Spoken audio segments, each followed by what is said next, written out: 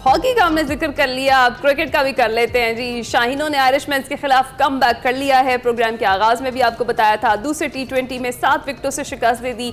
बाबर आजम ने बतौर कप्तान मुख्तसर फॉर्मेट में सबसे ज्यादा फतुहात समेट ली हैं और डबलिन में खेले गए मैच में पाकिस्तान ने 194 रन का हदफ 3.1 ओवर पहले ही हासिल कर लिया। बड़ी बात है जी, हासिल कर लिया। हम तो डर गए थे, प्रोग्राम के शुरू में भी मैंने बात की जिस तरह हमारा फॉल ऑफ विकेट हुआ। I think first was fallen at 6 and then 13 पे दूसरी विकेट, और बाबर आजम आउट होते हैं जब तो वैसे ही हमें लगता है कि अब तो टीम जैसे अब तो साया ही उठ गया ना सर से, जैसे बाप का साया उठ जाता है, बच्चे बेचारे परेशान हो जाते हैं, ऐसा होता है बाबर का। लेकिन फिर कल प्रूव किया, रिजवान ने अपना एक्सपीरियंस दिखाया, फखर जमान ने बहुत जबरदस्त अपना एक्सपीरियंस दिखाया। 75 रन की नाकाबिल शिकस्त इनिंग्स खेली, 4 छक्के 7 चौके लगाए। फखर जमान ने 6 छक्कों और 6 चौकों की मदद से 78 रन स्कोर किए। उन्होंने भी, उनका जो स्ट्राइक रेट था दैट्स बीन ऑलमोस्ट 200 के नज़दीक उनका स्ट्राइक रेट भी रहा। इसी तरह आजम खान की भी बड़ी एक अच्छी मीनिंगफुल इनिंग्स थी उनकी, 10 गेंदों के ऊपर 30 रन की, जिसमें ज़बरदस्त किस्म के 4 छक्के शामिल थे। सो अब बात जो करने की है, जिसमें हमने तजिया भी लेना है, वो ये है कि एक तो पहले मैच में तो हम हार ही गए, शायद ज़्यादा लाइट ले गए। फिर दूसरे मैच के अंदर जब हमने बैटिंग नहीं की, बॉलिंग करवाई, तो तकरीबन 200 रन बनवा दी और पहले में 180 182 बना पाए। ये कोई बहुत अच्छी क्या बहुत बुरी कारकर्दगी है टीम की। और वैसे तो कहते हैं ना कि जीत के सब बाप होते हैं लेकिन हार यतीम होती है, लेकिन यहाँ पे इस जीत को भी डिस्कस करना बहुत ज़रूरी है। अवैस हमारे साथ मौजूद हैं, उनका ज़रा तजिया लेते हैं। Thank you very much Syed Mohammad Awais, आप कैसे हैं? ठीक ठाक हैं? अल्लाह का शुक्र, आप सुनाएं ठीक हैं?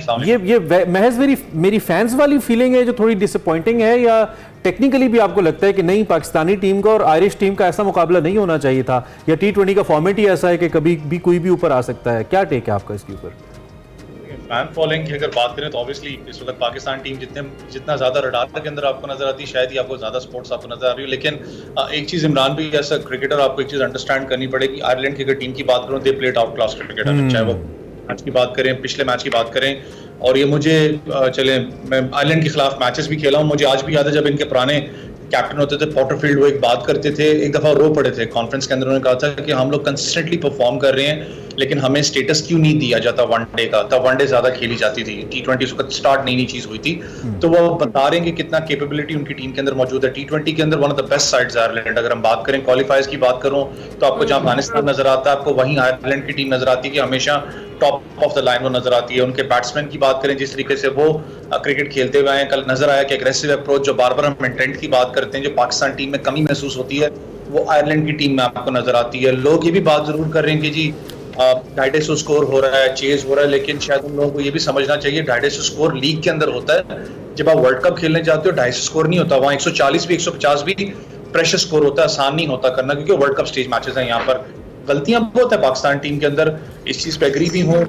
बैटिंग की बात करते हैं कि जहां पर आपने इतने ज्यादा ओपनर्स जो उनसे अपने पास रखे हुए हैं पाकिस्तान टीम के अंदर, आपका मिडल ऑर्डर आप उसको बिल्कुल ही आप नजरअंदाज कर चुके, आपको पता ही नहीं कि मिडल ऑर्डर के अंदर किस प्लेयर ने खेलना है, किसने नहीं खेलना। पेस बैटिंग की बात करें, पेस बैटिंग के अंदर कभी आप मोहम्मद आमिर को रेस्ट दे देते हो, कभी आपको चेंजेस करने लग पड़ते हो। तो बहुत सी चीजें इस वक्त पाकिस्तान टीम के अंदर चल रही हैं। जो एक प्रॉपर स्क्वाड जो आपने वर्ल्ड कप के लिए लेके जाना है, मैं फिर उस चीज पे जोर दूंगा कि इस सीरीज के बाद आपका स्क्वाड फिर चेंज होगा। तो वैसे जिस तरह से अभी इमरान ने भी बात की, हार का भी जिक्र कर लें, एक मैच तो हम जीते हैं, तो 2024 में मेरा ख्याल है 11 मैचेस में 7वीं बार हम हारे हैं। और आयरलैंड की टीम से हारना, आपको क्या लगता है कि हमारे वर्ल्ड कप की तैयारी कितनी स्ट्रांग है? कैसे हारने के लिए वेकअप कॉल मैंने कहा ना, जब आप आयरलैंड की टीम से हारे तो एक वेकअप कॉल आपको है कि यार, अगर मैं पूरे ट्रैक रिकॉर्ड की बात करूं, आपने राइटली पॉइंट आउट किया, पाकिस्तान ने ऐसे टी20 side one of the best sides जानी जाती थी दुनिया के अंदर, थी मैं कहूंगा, अब नहीं जानी जाती। जो हालात हमारे चल रहे हैं इस वक्त, बहुत सी चीजें जिस पे हमें वर्कआउट करने की जरूरत है। बाबर आजम बड़े कॉन्फिडेंट रखे, प्रेस कॉन्फ्रेंस में उन्होंने कहा कि वर्ल्ड कप के अंदर हमें पता है कि पाकिस्तान टीम कितनी केपेबल है, हम वर्ल्ड कप जीत के आएंगे, अल्लाह करे कि आप जीत के आए। लेकिन जो चेंजेस और खास करके जिस ऑर्डर का बैट्समैन है उसको खिलाना बहुत जरूरी है आपके पास।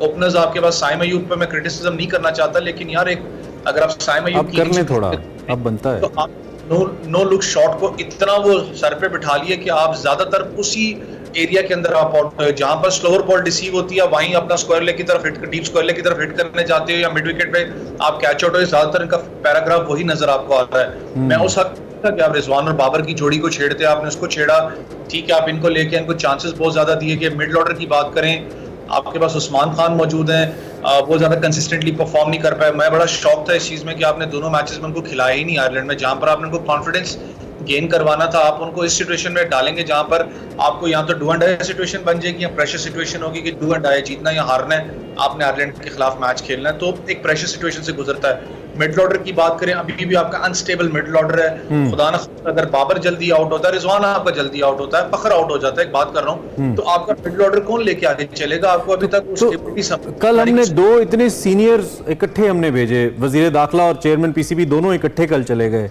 वहाँ पे, उसके बावजूद टीम की परफॉर्मेंस पे कोई असर नहीं पड़ा। उनके जाने का कोई असर तो पड़ना चाहिए था। मोहसिन नकवी साहब भी गए, वजीर दाखिला भी और चेयरमैन पीसीबी दोनों इकट्ठे थे। देखिए, इस वक्त कोशिश तो पूरी की जा रही है कि पाकिस्तान टीम को कॉन्फिडेंस दिया जाए, चाहे वो वहाब रियाज की सूरत में हो। इस वक्त वो मौजूद है वहाँ पर। मोहसिन नकवी साहब खुद भी कल वहाँ पर के सीरियसनेस दी जा रही है कि वर्ल्ड कप आ रहा है, तो आपको आते हैं पूरी कौम की आपसे कि आप अच्छा परफॉर्म करके दिखाएंगे। क्या महज ये मैसेज देने के लिए मोहसिन नकवी साहब डबलिन चले गए और पहली हार पर इतनी जल्दी इस तरीके से उनका जाना जेब देता है उनको इतनी जल्दी बहैसियत तो चेयरमैन पीसीबी, और इसके साथ साथ 2 वजारतें भी हैं उनके पास? देखिए, बड़ा मैं कंफ्यूज था कि 2 वजारतें हैं, पावरफुल है, इसको जो इनके पास सीट है, इसको सबसे पावरफुल है। He is the right decision maker, company से पूछना भी राइट डिसीजन मेकर है कि हाँ करना है नहीं करना। लेकिन 2 चीजें यहाँ पर, अगर आप पूरे पाकिस्तान टीम के इस वक्त माहौल देखें, अल्लाह करे शायद मैं गलत हूँ, जब शाहीन को कप्तान बनाया गया था, आपको पता था, तब भी वो गलत हुआ था। बाबर आजम को जिस तरीके से हटाया गया था, तब भी वो गलत था। फिर अब शाहीन को जब उतारा गया, तब भी वो गलत था कि आपने बड़ा स्टेबिलिटी क्रिकेट के अंदर जो सा टीम के अंदर पैदा की थी। कुछ हद तक मुझे लगता है कि शायद मोहसिन नकवी साहब इसी चीज को कवर करने वहां पर थोड़ा सा बैठने जाते हैं, लड़कों के साथ दिलासा देते हैं उनको कि रिलैक्स रहें, आपने टीम बन के खेलना है, पाकिस्तान के लिए खेलना है, पाकिस्तान सबसे पहले आपके लिए। ये चीज शायद आज भी नजर आती है कि मोहसिन नकवी साहब इसको लेकर जहां इतना क्रिटिसाइज कर रहे हैं ना, वहां पे एक मेरे लिए थोड़ा साया ऑफ रिलीफ ये था कि 194 रन को आप चेस करने, तकरीबन 10 रन पर ओवर से आप उतरे हैं और आप 2 विकेटें 13 रन पे गवा बैठे हैं, जिसमें एक बाबर आजम भी है। उसके बावजूद टीम का कमबैक करना एक बड़ा मेरे लिए खुशाइन भी था एक लिहाज से, कि जब आपके जहन में ये हो कि नहीं हमने ये मैच किसी सूरत नहीं हारना, हमने ये सीरीज किसी सूरत नहीं हारनी, then you make a comeback और फिर आप फाइनल तक ले जाते हैं और अच्छा कंफर्टेबली जीत भी सकते हैं। तो ये कम से कम एक प्लस भी था कल के मैच में। वैसे देखिए, प्लस पॉइंट्स तो हैं। मैंने कहा ना कि सबसे ज्यादा जीत भी इस वक्त बाबर आजम के पास ही मौजूद है। ऐसा कैप्टन का उन्होंने रिकॉर्ड भी अपने नाम किया, 45 के करीब है वो जीत हैं। अगर बात करूं टीम यूनिट की, तो एक चीज आप भी शायद इससे एग्री करेंगे कि जब आप वर्ल्ड कप या बड़े टूर्नामेंट्स के अंदर जाते हैं तो आप 2 प्लेयर्स के ऊपर नहीं चलते कि रिजवान और बाबर ही परफॉर्म करके देंगे तो हमारी टीम आगे लेके चलेगी। 1-2 मैचेस के अंदर हो सकता है, शायद एक सीरीज के अंदर भी हो जाए, वो बड़ा कम होता है कि आप एक सीरीज के अंदर भी ऐसा हो। जब वर्ल्ड कप में आप जाते हो तो आप टीम यूनिट बन के जाते हो। मैं इस बार पे हमेशा जोर देता रहा हूं कि यार बाबर और रिजवान के जो हमने जो एक माइंडसेट बना लिया ना हमारी टीम ने, यहाँ मैं ऐसा व्यूअर यार ये 2 परफॉर्म करेंगे तो अगली टीम लेके हमारी जो सी टीम आगे चलेगी। नहीं है भाई, आप 2 प्लेयर्स के आगे नहीं घूम सकते, आपको बाबर आजम को दिमाग से निकालना पड़ेगा, आपको टीम यूनिट बन के जीतना है। आप एक प्लेयर हमेशा नहीं जीत सकते हो, आपको निकल के टीम यूनिट बन के खेलना है। यहाँ पर मैं फिर आपको कह रहा हूँ कि टीम वर्ल्ड कप से पहले इसमें चेंजेस होंगी। आमिर जमाल वापस आएगा, आई डोंट नो कि हारिस को ये वापस लेके आते नहीं लेके आते, लेकिन गल हो गई है वैसा। अच्छा वैसे आप जिस तरह से अभी बैटिंग लाइन की तो हमने बात की है, बॉलिंग पे भी जरा कमेंट करें, क्या क्या तब्दीलियों की जरूरत है और कहाँ कहाँ कमियां देखी आपने? देखिए, आपने यूएस के अंदर वर्ल्ड कप खेलना है और अब तक जो खबरें आ रही थी वो यही है कि ड्रॉप इन विकेट्स हैं, वहां पर थोड़ा सा बॉल जोन्स है वो स्पिनर्स को ज्यादा डोमिनेट करेगा। मैं एग्जांपल दे देता हूँ, इंडिया की टीम आप देख लें 4 स्पिनर्स उठा के लेके जा रही है। आप दूसरी टीम्स को देखिए, उन्होंने ज्यादा उनको फोकस किया है। जो लड़के, मैं सबसे ज्यादा हैरान था साउथ अफ्रीका पे, वेंडरसन एक तगड़ा मिडिल ऑर्डर बैट्समैन है, मैं उसको कंपेयर गिब्स के साथ करता हूँ कि उसने कमी में पूरी की है, लेकिन उसको उन्होंने ड्रॉप किया, वो परफॉर्म नहीं कर रहा था। एक और लड़का वहां पर लेके आया, हेनरिक्स उनकी टीम में मौजूद है। तो आपको डिसीजन वो लेनी पड़ती है जो राइट पीक लड़के ने पकड़ी हो, फॉर्म के अंदर हो, ताकि वर्ल्ड कप के अंदर जा सके। स्पिन बॉलिंग यूनिट है, उसामा मीर आपका टॉप का स्पिनर था पीएसएल के अंदर, आपने उसको टीम से ड्रॉप किया, रीजन क्या है किसी को कोई पता नहीं। आप इमाद वसीम, वो तो एक ऑलराउंडर की हैसियत से आते हैं, शदाब खान भी एक ऑलराउंडर थे। जेन्युइन स्पिनर की अगर बात करो, इब्रार के अलावा आपके पास कोई भी मौजूद नहीं है। ठीक है, अच्छा राइट, बस गॉट इट। मैं चाहता हूँ time, sorry to cut you, time कम है। जेम्स एंडरसन की अगर बात ना करें तो बड़ी ज्यादती होगी।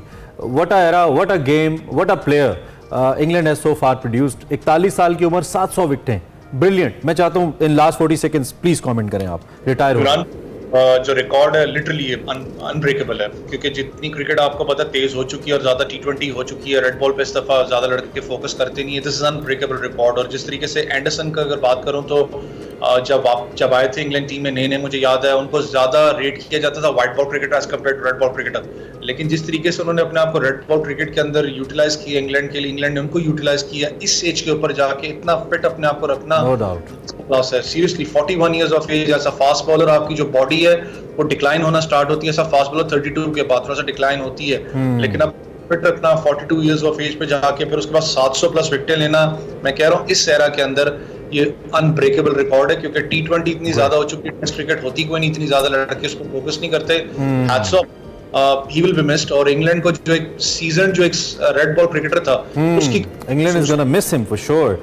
बिल्कुल इसमें कोई शक नहीं है, cricket is gonna miss James Anderson, जिस तरह की उनकी परफॉर्मेंस रही है, the kind of bowling action with the time उन्होंने उसको उसके अंदर जो क्लास लेकर आए हैं, that is unmatched. Thank you very much Syed Awais cricket के ऊपर सिल कॉम्प्रिहेंसिव कमेंट्री करने के लिए। पाकिस्तान क्रिकेट की भी हमने बात की, कुछ इंटरनेशनल क्रिकेट को भी टच किया। लेट्स होप फॉर गुड, अब तीसरा मैच जीतें और सीरीज अपने नाम करें और एक कॉन्फिडेंस के साथ इंग्लैंड के खिलाफ जाएं।